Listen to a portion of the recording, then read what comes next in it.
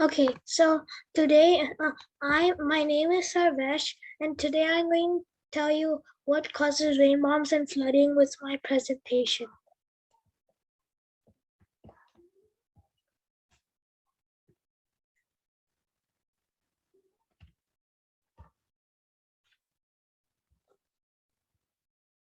The term rain bomb has long been a nickname for what meteorologists call a wet microburst, when wind and rain combine to create a brief, intense downpour over a specific area. These kinds of downpours typically last 5 to 10 minutes. Do you know about the water cycle? You probably should know. The water cycle first precipitates, then collects, then evaporates, then condensates. The precipitation is when clouds precipitate rain, hail, or snow. Collection is where trees collect water. Trees, plants, and other things collect water. And I have a trivia. So, do trees or people absorb more water? It's trees, of course. Trees have roots that absorb water. Also, trees help in a variety of things. Two of the things are it lets water into the soil without letting it do soil erosion. Evaporation is when all the water goes up because of the sun's heat. Condensation is when the water forms into clouds. India has the most floods. As most people are well aware, the immediate impacts of flooding include loss of human life, damage to property, destruction of crops, loss of livestock, and deterioration of health conditions owing to waterborne diseases. Have you heard of climate change? Here are some things that cause climate change: cars, factories, power plants, and boats and ships. Factories and other things add carbon dioxide in the atmosphere, which increases global warming. Global warming is when the atmosphere heats up. Did you ever look way up in the sky and think it goes on and on forever above you? If you were in this picture, you would look and see the sky is way above you, right? And it goes on forever, right? It looks like it, doesn't it? Actually, Earth's atmosphere is only about 10 miles above the Earth. It does not go on and on. If you were to put a rod to the atmosphere all the way to the Earth, it would only be about 10 miles.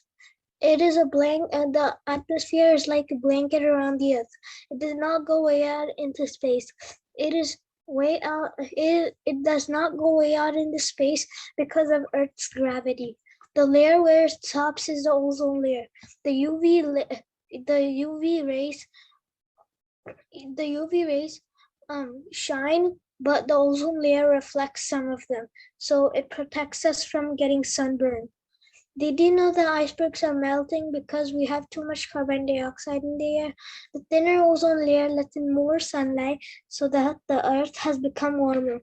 So when the icebergs melt, the sea level rise adds more water to the water cycle summer and winter. More water in the water cycle increases precipitation. More water in the atmosphere can create rain bombs. And what are rain bombs? We talked about it just here. The term rain bomb has long been a nickname for what meteorologists call a wet microburst. So more water in the atmosphere can create rain bombs or wet microbursts. Increased precipitation can cause rain bombs that we just talked about, and flooding. Fast falling rain is not easily absorbed in the earth, which can cause flash floods. Flash floods are floods that is not easily absorbed in the earth. Some areas have drought for the same reason. It might be difficult to understand. Climate changes can make places wetter, hotter, colder, or drier. Increased evaporation in the water cycle can make things drier. And if rain falls too fast, the land cannot absorb the water. The Earth is the third planet from the sun. It is not getting hot because it is close to the sun. Mercury is the closest to the sun, and it is over 400 degrees colder than Venus.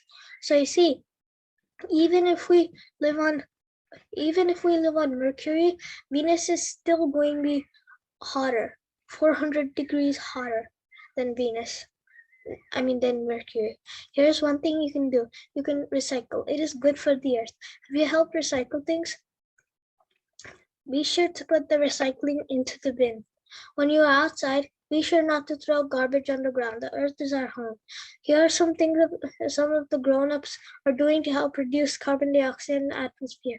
They are using wind and solar power. Have you noticed? The sun gives the earth enough power for the whole world to use for an entire year in just 1 hour.